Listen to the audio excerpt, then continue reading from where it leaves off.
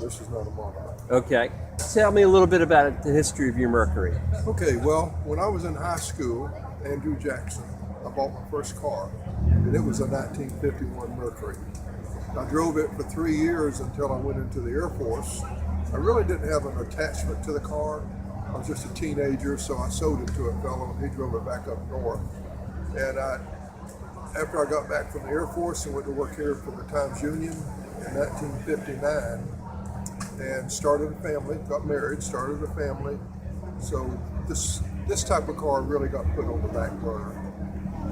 I had family cars, station wagons, sports cars, all different ones. But in the back of my mind, I always wish I'd had another 51 Mercury. In fact, I really wish I had kept the one I had, but I didn't. 50 years went by, and I was on Craigslist one day just looking around, and I saw this Mercury advertised up in Macon, Georgia. I called the guy on the phone, talked to him. We came to an arrangement. I had not seen the car just through photographs, but I felt real good about it. So I took the money out of the bank, drove to Macon, went out and looked at the car. I bought it on the spot. It had been changed somewhat during the years, and I spent about a year changing it back to as original as I could make it.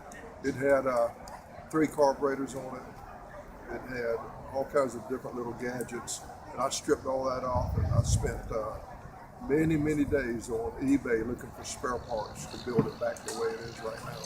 It's 100% original engine, standard shift transmission, overdrive. Everything is just the way it came from the factory. And how many owners has it had? Do you know? No, I don't know. The car originally came from Texas, so I could be maybe 4th or 5th. I'm not sure. I know there was 2 owners prior to me having the car. And obviously you've put it back in original condition, but what kind of shape was it in general when you got it?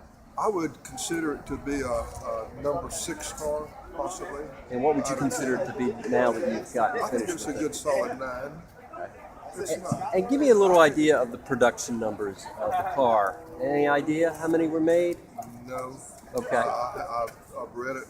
Okay. I'm not sure. All right. And They made 3 models of the 51. They made the 2-door coupe, the 4-door sports sedan, and then they made a convertible.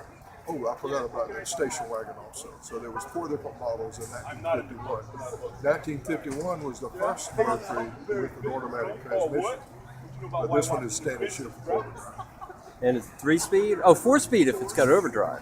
Or Well, is, if or you is count- 3 if you overdrive? count that, you have 3 without overdrive, then you have 3 more with And 3 on the overdrive. tree? Right. So you Okay. could call it a 6-speed if you wanted to. Okay. And in terms of the pecking order of option packages for that particular year, where would you say this fell? This is probably from the factory fitted out as much as you would want. It has the fender skirts on it, original Mercury fender skirts. It has a nice radio in it, heater. Of course, no air conditioning, no power steering or power brakes were available at that time. But it's pretty well maxed out with factory options. And Ted, what year again did you retire from the TU? I retired in 2005 after 46 years of service. I retired as production director.